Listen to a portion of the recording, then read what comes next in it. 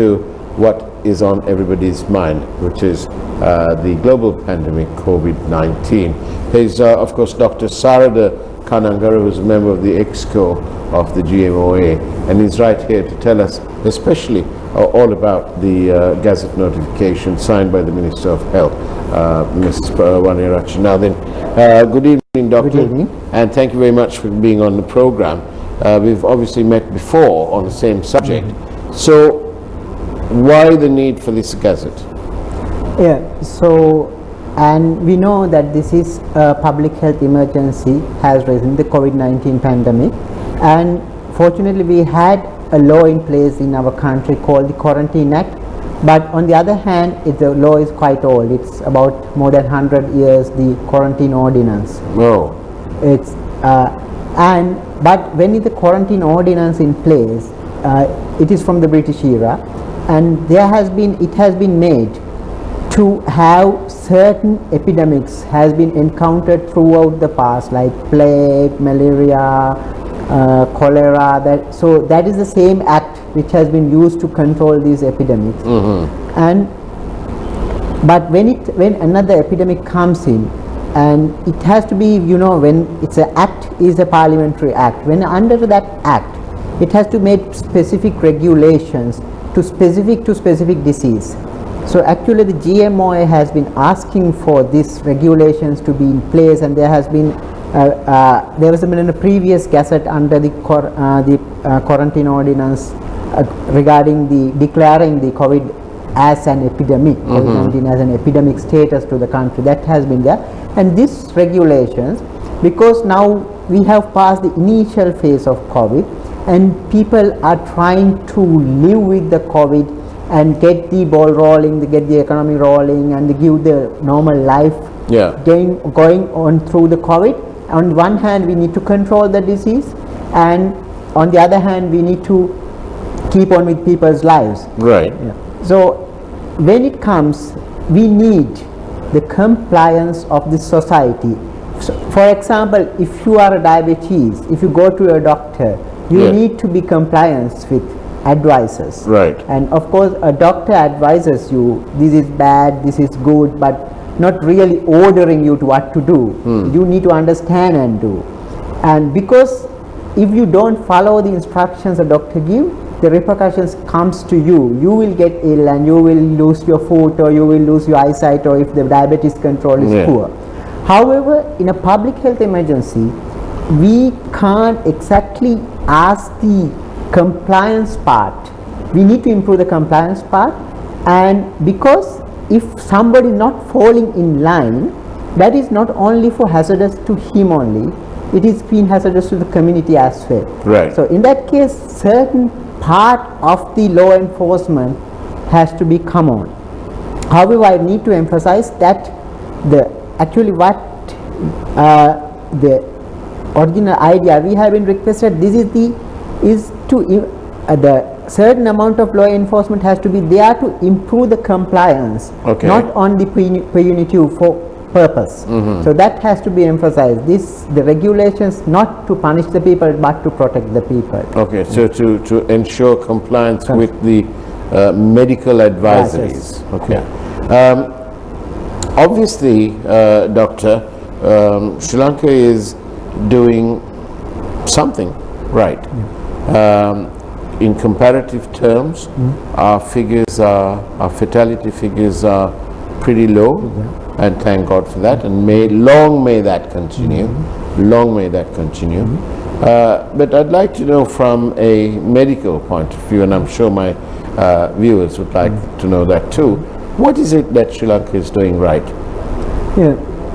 So I will come to that point in a way that because of this kind of a pandemic was a new to world, and people were, even the WHO, the developed countries, they were not knowing what to do exactly. People were trying different models, and of course the Sri Lanka also tried a different model. The model has success to an extent, and we don't know whether it's going to fail in the future. Right. So far it's good. So far it's been good. So what the success was behind is that with the combined effort of the health, curative health aspects, and there was the military come in, the military intelligence level. What do you mean? What did they have to do with this? Yeah, because that the controlling of the COVID, it's on a triangular, lying on three pillars. One thing is the political will and political commitment, health sector capacity, and the social capital. Social capital is that this kind of a gazette and the things and the public awareness, like this kind of a programs, the public awareness and certain law enforcement is to improve that the social capital and social awareness about the how much the society, as a society, we compliance with the Disease Regulatory Act. May I just stop you there for a second, because it's relevant what I'm about to say. Now you say that the society must be compliant and so on, but I beg to also say that so should state participation. They must do things that go hand in glove with the public's commitment, and by that, first of all, public transportation is actually pretty much a shambles. If you only observe the commuter trains coming in, okay, in the last few days it's got considerably less because there are fewer people traveling in. But before that, all the trains coming in the morning, the commuter trains, are chock-a-block. They're like people packed like sardines, and there is no way that you can have social space, keeping your distance. Most people wear the masks, but I'm sympathetic to them when they don't wear it. What's the point? They're standing next to each other like that, and it's the same on the buses. So what about state intervention then? So the thing was that we cannot expect sometimes to be the things change overnight, and I agree with the fact that it has been not been the compliance, the social distancing and the quality of the public transport was then of course from the other part, all three angles from the government, the health sector and the society has took it a little bit of light-handed to the past few months. They took it a bit easy. And even from the government commitment of view that the other issues come up in the priority list, and from the health sector point of view and from the health ministry point of view, the preparedness was not losing the hands. Doc, we've had so many things happening, but quite honestly, if this started in March, and if we then start April, May, June, July, August, September, we're in October, we're around the corner from November. 7 months, right? And in 7 months, we've had politicians who wanted to have an election and had an election. And is there a little surprise that we are now in the middle of a sort of a second wave? The figure is about 1,900 from the Minawangada case alone, which is fairly substantial for one outbreak. So what should the government be doing, as opposed, well, okay, now there's a gazette and the people are going to have to cope with that.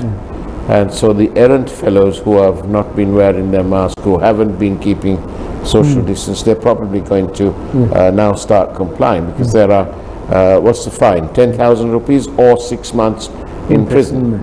So maybe people will take note now. But what about the government? So that's what I have been telling. Because of that, the triangle should have been working ideally, but that didn't happen in the past few months, because one of the issues was public transport. And however, when we come into the fact that the outbreaks and the numbers comes up, and this is the nature of an epidemic when it comes, because when the initial outbreak, the people were not aware, people was well prepared, people was scared. So and the people, of course, if even you take the government, even you take the health sector, even you take the general public, all these people listings comes in, because even when you do a job, you can do it with your, of course, very tightly, hardly, and sometimes you might, it will do as a job, you are not taking it very tightly. Right. And things come in, and when it comes in, it may not be properly communicated, and it has not come up to the level of the priorities it should have been. So, but however, now we have the things in place, and we, as the GMOA, we have been predicting this thing, and on first week of April, we have laid up the strategic exit plan, because we knew that we cannot keep locking down the country forever. As you see, the marketplace, the people need to get on with their businesses, the economy has to run, otherwise the people will have different other problems. So when we predicted, we needed, what we act was, the lockdown was actually the initial strategy.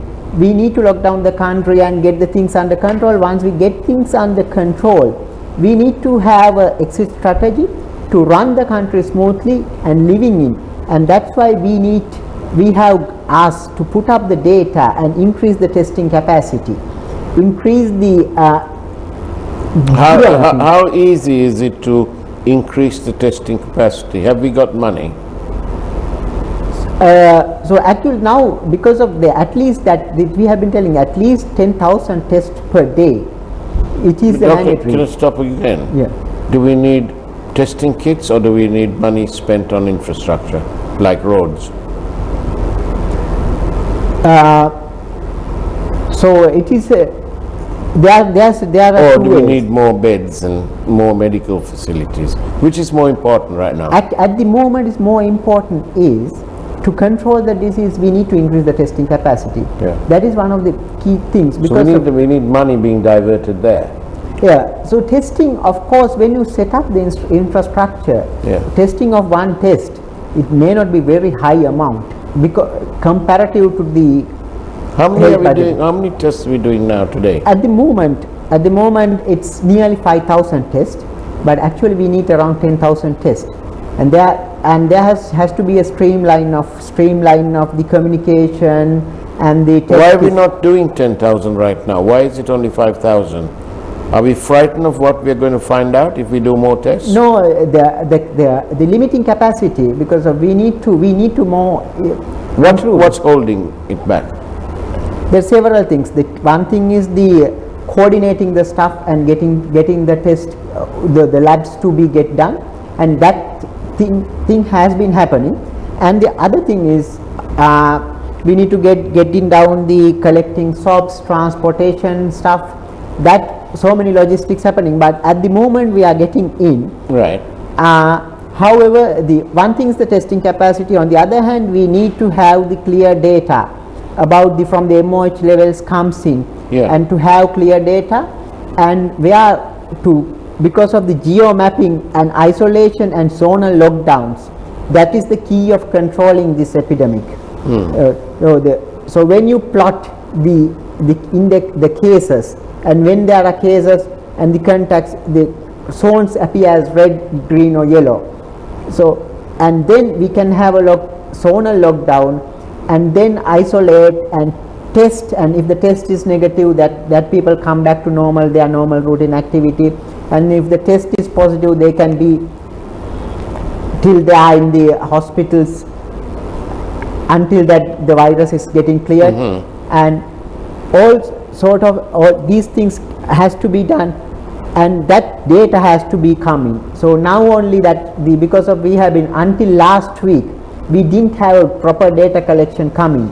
So that issue also was there, and the part of not the entire health ministry, the part of the epidemiology unit has been not been the properly sharing the data information. That is only and that is why we need to be a GMO, need to be a little bit of pushy to the things to Well, get the things you're in done. the right place because you're on the Exco. You can do that. On that note, let's go for a short break. Don't go away. This is Newsline Live, and we'll be right back with Dr. Sarada Kanangara after this short message.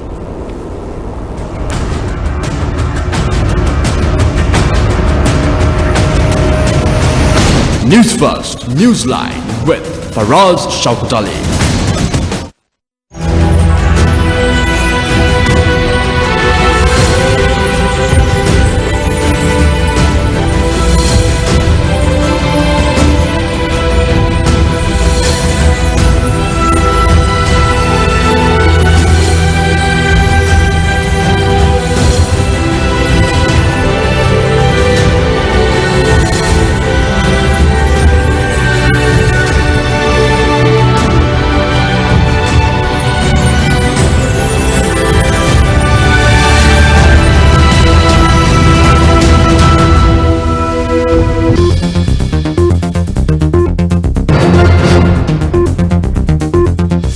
Another 61 COVID-19 patients detected today. Opposition's request to debate the 20th Amendment for 3 days denied. 20th Amendment to be debated on the 21st and 22nd of October. Search operations to locate Rishad Bathiuddin continues. CID questions Sathit Premadasa and Rauf Hakim citing phone calls. Objections on the 20th.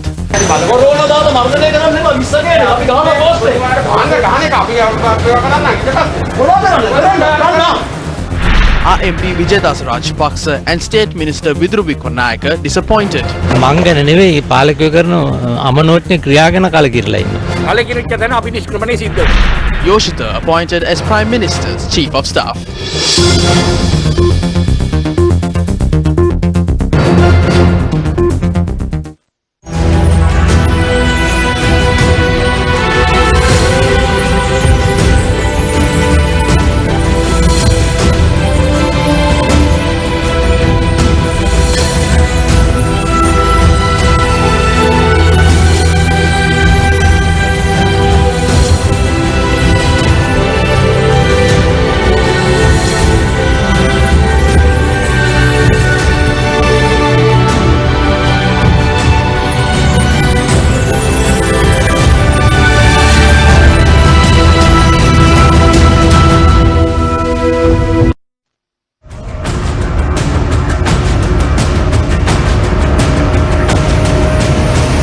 News First, Newsline with Faraz Shauketaly.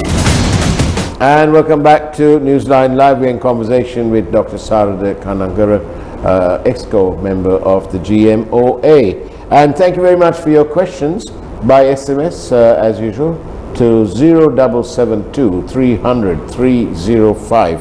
SMS only, please. Thank you. And I thought this question is pretty good.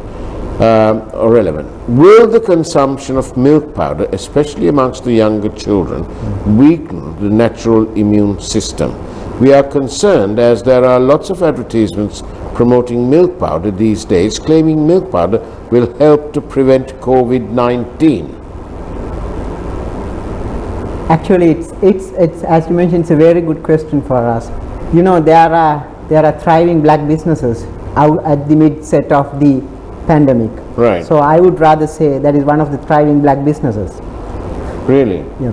Because there's no reason that milk powder boosts the immunity. Not only that, it's not the boosting immunity. If you go to the WHO website, if you go to the Ministry of Health Education Bureau website, yeah, it shows the health hazard of the milk powders. So that's why we have been telling that the milk powder not only weaken the immunity, but also pave the pathway to so many other diseases. I'm not going to elaborate on that this moment, right, okay, because that is. But milk itself is good for kids, right? It's if you want to consume the milk, it's the natural milk is the best. All right. So we answered that one. I must take this question. Will the public be fined 10,000 rupees when travelling by public transport where social distancing is almost impossible. Yeah. Technically, the question is right. But what I believe is that there are the practical points we see in this gazette, because this gazette has been come to us today. So we have given this gazette to our lawyers and one of the other committee members to study. There may be repercussions when it is what is come to practically implementing, because the penalty is not in the gazette. Penalty is in the original quarantine ordinance. Can a COVID detected person opt to take treatment at an identified private hospital, if any such thing is there, and if so, how much will the government subsidize? At the moment, as far as I am aware, at the moment, up to now, there is no private hospital has been allowed to treat the COVID-19 positive patients. There has been all needed to be transferred to the designated COVID-19 hospitals in the government sector. At the moment, the current situation is that, but that might change in the future when the discussions goes on, whether the requests come in. At the moment, as far as I am aware, the private hospitals are not allowed. They are not allowed to stop. Okay.